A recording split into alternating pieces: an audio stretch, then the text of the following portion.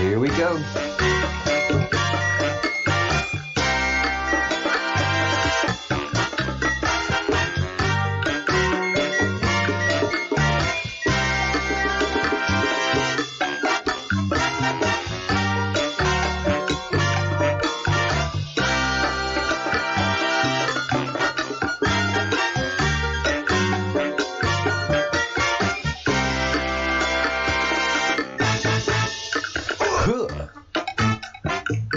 All right.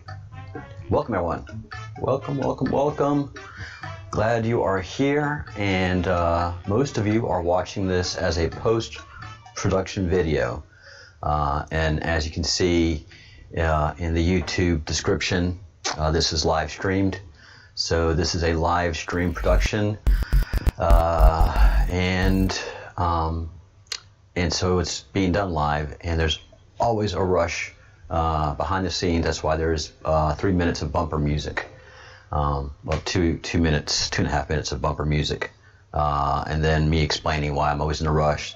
So that's why the video starts at 3 minutes, and there's the rooster across the way. I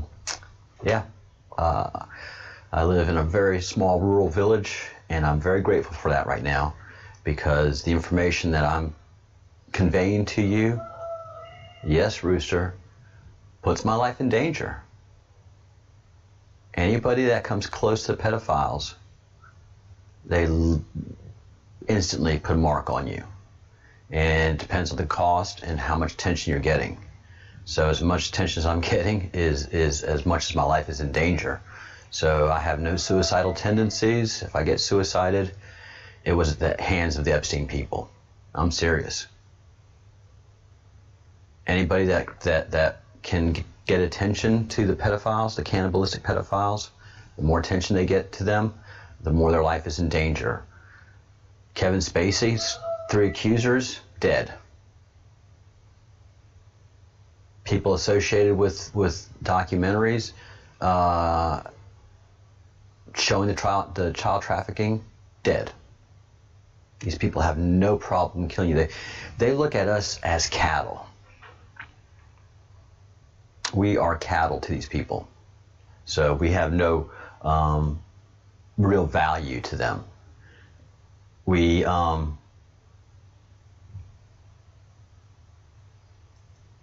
me make sure my permissions are good on this. Just double checking everything, guys. Give me a second.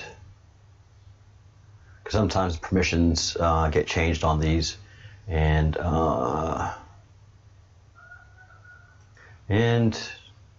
only one person can see it. So let me just double check the permissions. All right.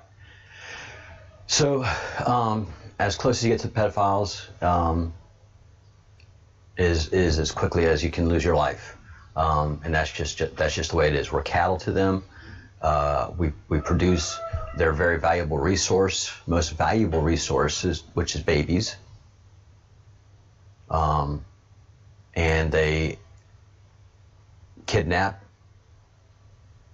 50,000 babies, children, per year in the United States alone, and consume them, dispose of them, and then keep that cycle of consumption going.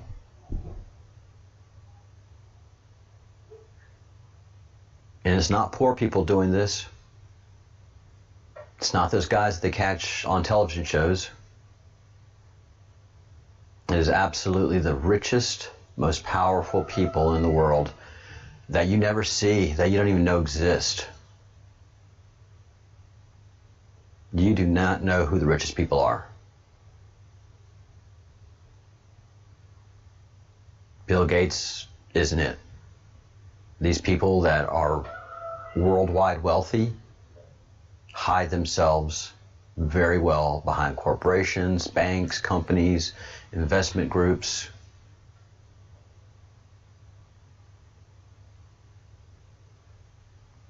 Yep.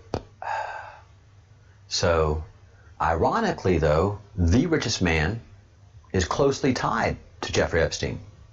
And that's not talked about at all by anybody. Why? It's the same reason that NBC reporter said we had everything on Epstein and the bosses told us not to mess with it, because they control the airwaves. And this channel is suffering because of that. They've demonetized my video. Every video that has to do anything with this, with trying to protect children, gets demonetized. And my search capabilities have been hugely affected by it. So they know about me, and they're trying to quiet me. But I'm part of the Q movement. It's not just me. And that's where I'm very lucky. I'm part of a greater movement called the Q, and my role in the Q movement, in the Q militia, is to bring awareness, follow the breadcrumbs, and let people know where these breadcrumbs lead to.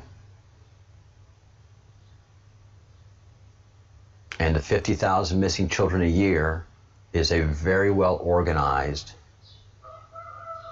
exactly, Rooster, yes, it's a very well organized and very well funded campaign that is being orchestrated by the wealthiest, most powerful people, because that's how they stay so wealthy and powerful. They have that secret inner chamber. And movies have tried to warn us about it. In books, Lolita, Eyes Wide Shut, the world's eyes are wide shut to the reality of pedophilia and cannibalistic pedophilia. And so my role in the Q is to bring awareness to this biggest issue. Until we can resolve that, we will not get our peace that we want in this world. Until children are being consumed by the richest, most powerful people in the world, will we ever be able to bring peace to the planet. It's doable. Peace is doable. I see it clearly now. The Great Awakening is clear before me. And Jeffrey Epstein really is the big thread that untangles this.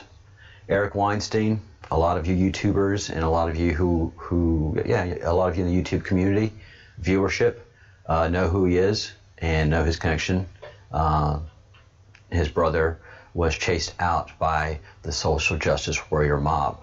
This is several generations that the controlling entities have created so that we're just so ignorant of them. George Orwell wrote several books that are significant, and one of them is his time travel book, which is fascinating. But ultimately, what happens to humanity once we get into the future is we are cattle to our own elite who harvest us, and that's what they eat, are their own humans. And basically, that's what's been going on by our great elite. And they have to keep the numbers just such, and they have to control the media just such that we never become even aware that they exist. So our eyes are wide shut. Why don't we talk about pedophilia, especially cannibalistic pedophilia? Child is redundant. But why don't we talk about people, really rich people eating children? Because you just don't talk about really rich people eating children.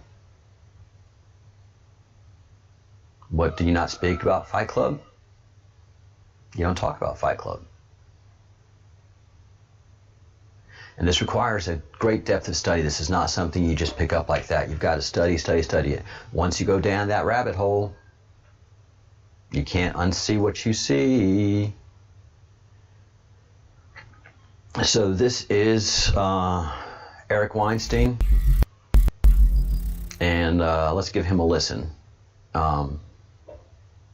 And hopefully, the whole point of this, by the way, is I want to have a day that every YouTuber, anybody that knows about this great cancer in our society talks about it in great detail, the gruesome details, to wake everybody up. Hey, wake up. This is what's happening to these kidnapped kids.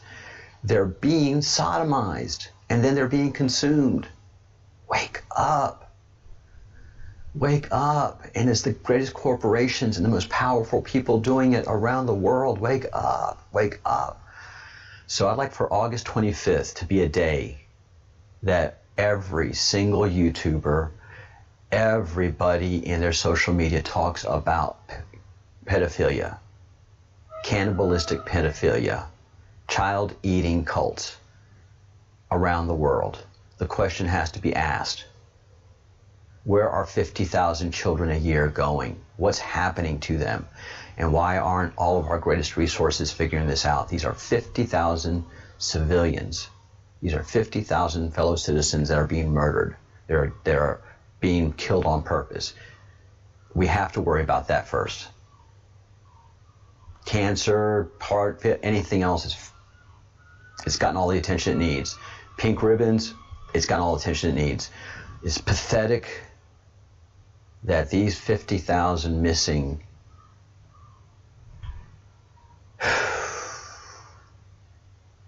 citizens are being ignored by their fellow citizens and paying attention to trees and fish and birds. And they're doing it right before our own eyes. But let's listen, let's figure out the thread. And the thread begins, and has been for quite a while, Jeffrey Epstein. The Bush administration is complicit in covering up for the pedophiles.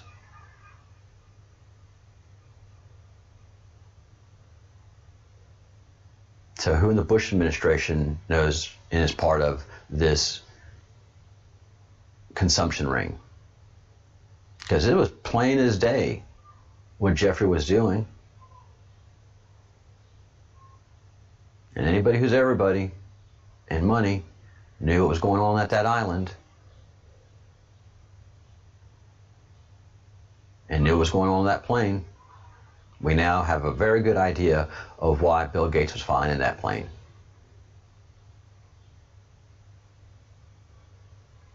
Of Jeffrey Epstein's. He had no business being there. I promise you, every advisor would have told Bill Gates, do not get in that plane, Mr. Gates, sir. That's just... Mr. Gates didn't care. He had a need to feed. Let's understand Jeffrey Epstein. Person paid taxes. Presumably this person had to make SEC filings. I don't know. But the key issue is, I don't think there was a hedge fund. When I met Jeffrey Epstein, which might have been something like 2002, before he was charged with sex crime violations in Florida, I did not believe that Jeffrey Epstein was a hedge fund manager. And I, in fact, called my wife at the time, and I said, this man appears to be a construct. And she said, what do you mean by a construct? And I said, it's like they've hired an actor to play a hedge fund manager. But this person didn't behave like the super rich normally behave. He didn't behave like a hedge fund manager behaved. He didn't have any of the substance that you would normally associate with people of that class. I'm not saying he wasn't smart, but he was glib, and he lived essentially like he was Gatsby. I only met him once. It was probably for about an hour or so. But he was an absolutely terrifying person to encounter. It would be surprising to me if I was alone, in that I immediately had the suspicion that I was looking at somebody who had been constructed rather than something that had organically arisen within the financial community. Further. And what Eric Weinstein is saying is this guy acted like a billionaire, but didn't have the upbringing of what it takes to be a billionaire. A lot of people say presidential timber, that this person, when they're running for president, they have presidential timber. Something about them, their life journey gives them a certain construct which says you are powerful, you are strong because of how you've come up through the world. And then there's the actor who can play the part, but doesn't have the depth of character like a real human being does. We admire actors who represent constructs rather than admire the real people that have that timber. Again, this is all on purpose. This is all part of the matrix. So back in 2002, Eric, who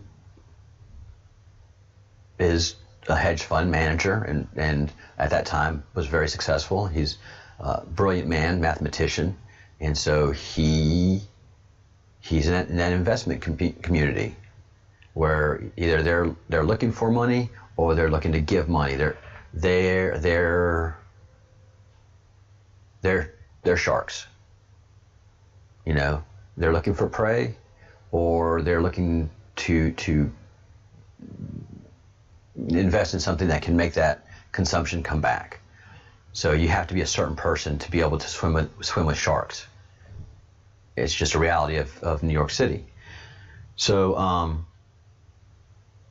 Eric says the guy lives glib, like a billionaire, but didn't have that timber. You don't act that way when you have the responsibility of billions of dollars.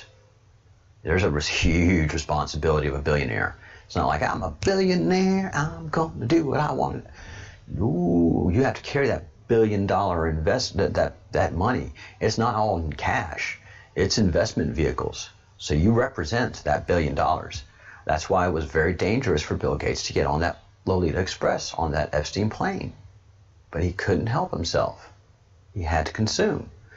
And so what Eric is saying is that there's no records of this Epstein guy being an investor. So every time the press says businessman, Eric's saying there's no business behind it. The only business that we can see is that he is a pimp. And his clients are the richest, most powerful people in the whole wide world. He's part of a billionaire boys and girls club that has a certain hobby. And believe me, and you know it to be true, wherever there's money, there's sex. Wherever there's money, there's sex, there's scandal. And wherever there's money, sex, but no scandal,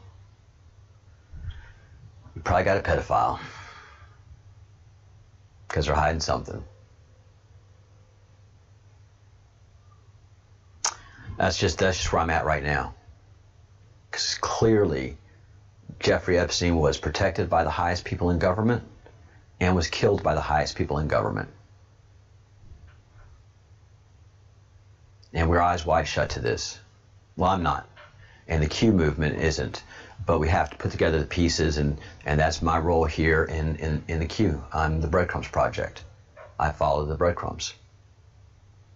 This is a big old crumb, y'all. The questions that need to be asked. Where was Ghislaine Maxwell's passport last cited? Assume that she has one or more passports, and assume that governments record when passports go through a border point. Okay. We should at least be able to ascertain where was the last point where her passports, or at least one of her passports, were officially seen. I don't know of anybody asking this question. Can we not call up Interpol? Is there no sense in which we can guess where she was last located? What was the last social event at which she was recorded? We don't seem to know anything about this person. Why are we not talking to Les Wexner? I don't understand why these people are not being interviewed or deposed. We have a very strange situation. And in all of these cases, a simple declaration of no comment would be a newsworthy story. I mean, I'm hopeful. I mean, investigative journalism does take time.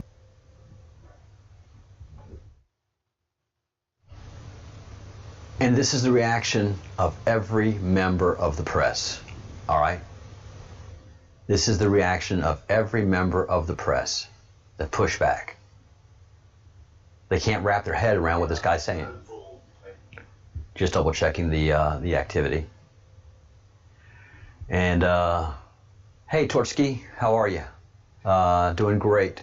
Over the target right now and dropping bombs. So this is a pushback, and every member of the press pushes back on this story because they can't wrap their head around it. They're no longer investigative reporters. These guys are just people that repeat. They just throw up. They regurgitate what they take in. They have been so perfectly brainwashed by the system that the system tells them there's nothing here. I mean, this guy should be like, you know, you're right. This guy's just calmly sitting back, no problem.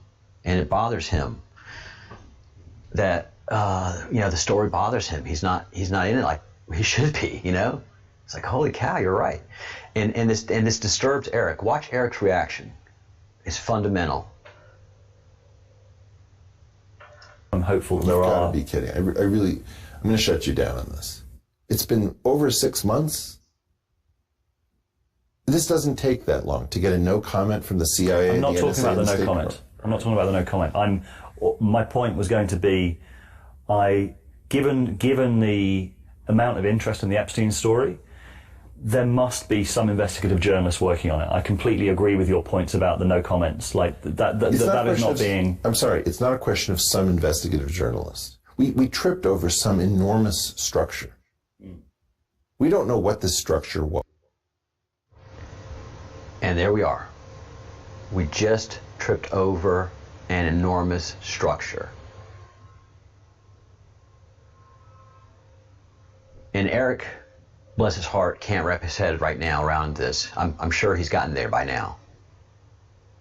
I'm sure enough has trickled out that he understands that it is a deep, dark, scary group that created Epstein. They needed somebody to feed their hungers, the wealthy and the elite, especially in the world now. I mean, it's just your oyster if you've got billions to play with and billions of dollars to hide behind. To have a sex island, to have a sex plane, to have a sex boat, to have a sex ranch with the youngest and most illegal victims that anyone could possibly imagine. You guys, if you see the torture video of Epstein that's floating around out there, you will get the level of evil that these people are capable of. And when you put together that the three victims of that were going to testify, that were going to crack the glass wall that's between us and those very cannibalistic pedophiles, and it's a glass wall that's starting to crack here and there due to netizens, due to the Q, due to the President of the United States, who is rolling up. And that's what you do on something like this. You start at the bottom, and then you just chew your way up to the top.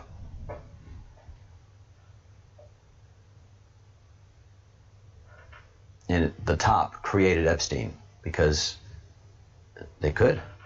Was. Yeah. It doesn't make any sense. The fortune that I think I've seen referenced is something like $600 million. Who with $600 million would make these purchases? You know, multiple jet aircrafts, private islands, you know, a townhouse on 71st Street in Manhattan, a huge complex in the New Mexico desert, property in Paris. It would appear that most of this was intended for display. I mean, in other words, the behavior patterns of Jeffrey Epstein suggest an 11-figure fortune, maybe high 11-figure fortune. This person appears to be somewhere in the 9 figures. That's 2 orders of magnitude off. Now, I know that very rich is very rich to many people, but, you know, as a person of much smaller means, I can tell you that if you hang around with people who are in this stratosphere, they behave very differently depending upon which order of magnitude they're at. And Jeffrey Epstein was at the wrong order of magnitude. He was behaving like a high 11-figure type guy, maybe, with what appears to be a 9-figure fortune. That is fundamental. That is fundamental to what we're fighting here. It is those guys with 11-figure fortunes and access to even more that were able to create Jeffrey Epstein to feed their needs. And so anybody that's associated with any of this, including Bill Clinton, anybody associated with Jeffrey Epstein is tied to pedophilia. Yep. Bottom line. All right, guys, I'm going to wind this up, and let's get the word out. August 25th is the date I'm going to push for every YouTube channel, every Twitter user out there, every Facebook user out there. Make this date famous and do your deep dive investigations into pedophilia, into cannibalistic pedophilia. Where are the 50,000 Americans going each year that disappear? Is it aliens? Nope. No. It's cannibals. Cannibalism. They're being consumed. They're being harvested and consumed. And I'm going to put this out anywhere I can, because we have to shine the light on these people and create the awareness. This evening, I will go into a deeper, more disturbing side of this in my 1 o'clock Eastern program, and just go after this as hard as I can get after it, and hopefully I don't get suicided. Hopefully we're able to break this before they can get to me. All right, guys. Yeah, it's that real.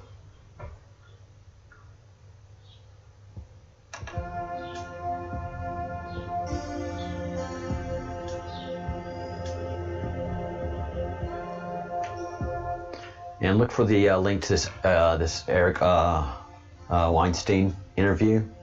I'm not going to leave a link to it. I want you to do your own research. There is a link to the whistleblowers for the Voodoo, Doughnuts, the front for pedophilia that this Battle of Portland is all about. That's what they're protecting, are the pedophiles. That's all they're protecting in Portland, are the pedophiles. This has nothing to do with anybody's lives except the pedophiles. All right. Think good thoughts, do good deeds, say good words, protect the children. I don't know, well, I do know what happened, but protect the children, bottom line.